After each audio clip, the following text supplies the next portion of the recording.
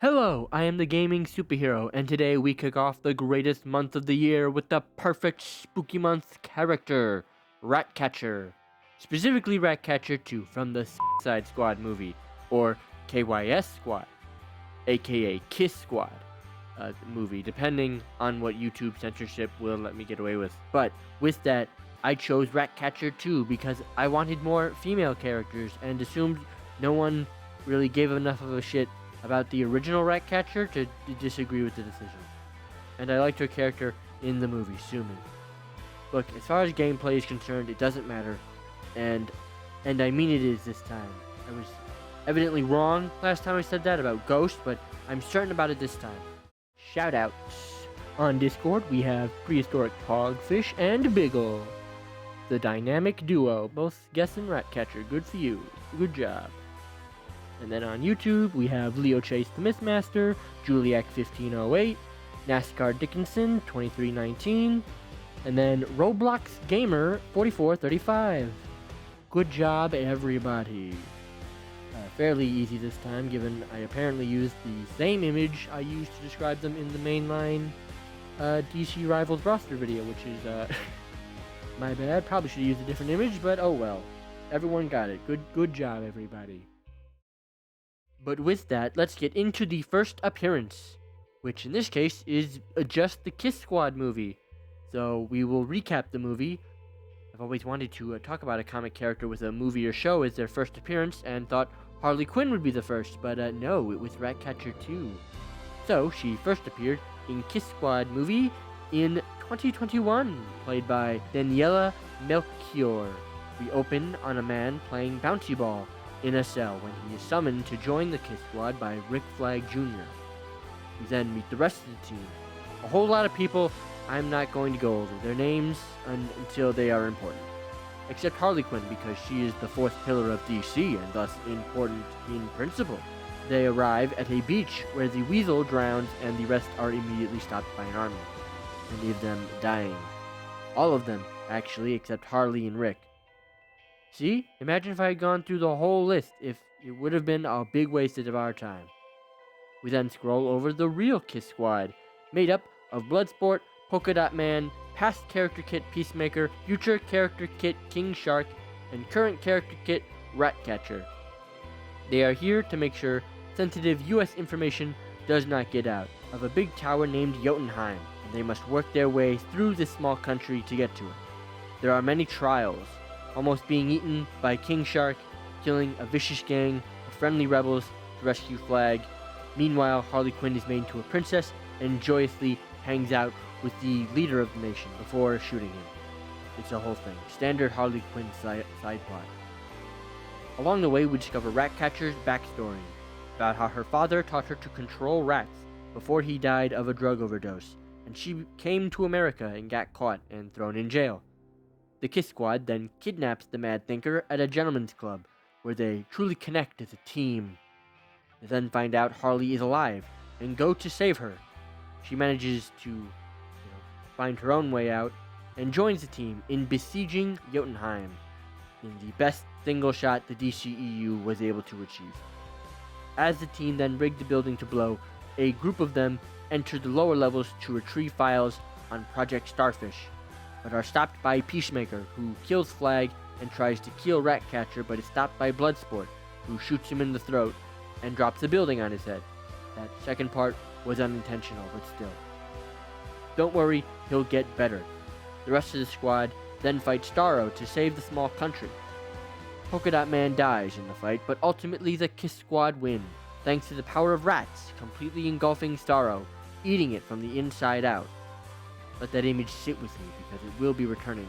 I will be returning to it. With Starro dead, the squad used the files to blackmail Waller into letting them go, and that is where it ends. But what can I say?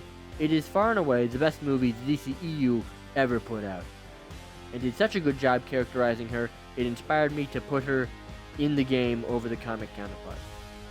Luckily, they function exactly the same from a gameplay perspective, and she dresses androgynously enough for other male looks from the comics to work as alternate skins. But that's Wednesday's problem. We're not going to get into that now. I have made Ratcatcher a support because I thought it would be fun and lines up with her character in the movie.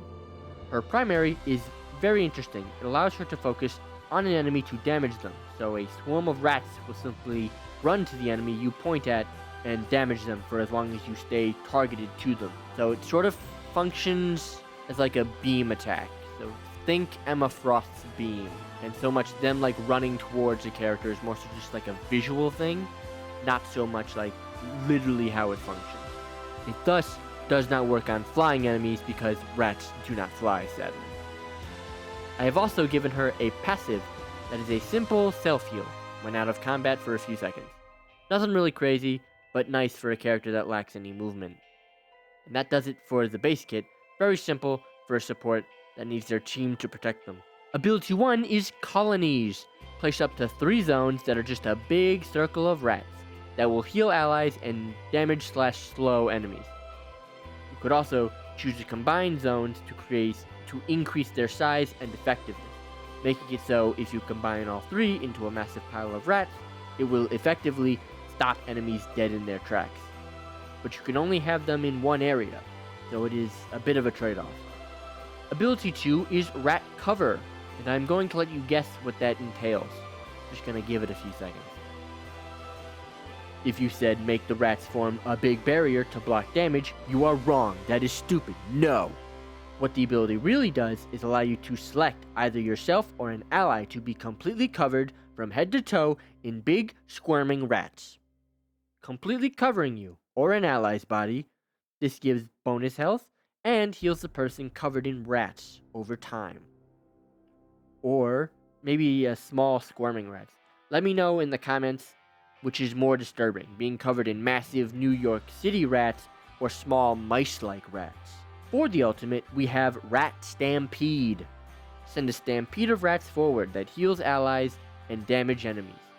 It will also bounce off surfaces. It functions exactly like Squirrel Girl's ult, except less damage and has a healing effect. This has a pretty obvious choice. They are both girls that like to hang out with gross rodents. Not really sure whether the rats will prioritize going towards enemies or allies when bouncing off of surfaces. I guess the best solution would be for it to prioritize the low health enemies, and if there aren't any, they will focus on the enemies, doing damage to them. There is no team up because I don't really have any characters on the roster that fit or are known for working with her. I do, however, have a map advantage with the Arkham Asylum map called Infested Establishment. It increases all of her abilities' effectiveness, such as making her rat zones larger by default and giving more bonus health when the rats are crawling all over your body, as well as put zones of rats around the map that function like her ability 1. Although if both teams have a rat catcher, the zones will just be minor healing zones for both teams. The healing isn't as effective as the ability itself, but still a nice thing to have in addition to the regular health packs throughout the map. Overall, a very fun advantage inspired by the fact that Arkham Asylum is a rodent-infested dump. Thus, more rats equal more power for someone who controls the rats. It also works out that she is theoretically a Batman villain, given the original Ratcatchers in the comics. So the Batman villain location is also perfect. And that is how I would add Ratcatcher 2 to a DC Rivals.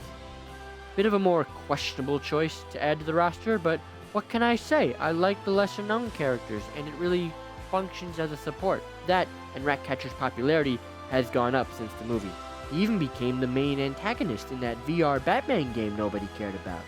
I hope you enjoyed the kit regardless, because I actually had a lot of fun coming up with it, and incorporating the rat control.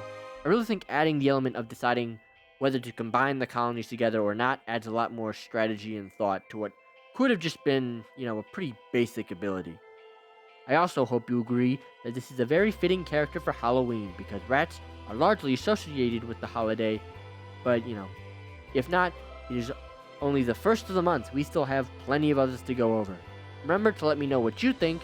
What skins would you give this character if they came to the game, for a chance for the skin to be included in the short on Wednesday, and join the Discord for game nights that I also have on Wednesday nights, where I play games of Rivals with the community.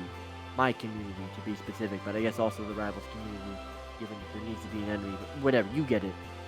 Like and subscribe, And you're welcome for letting you experience the nice, soothing warmth of rat love.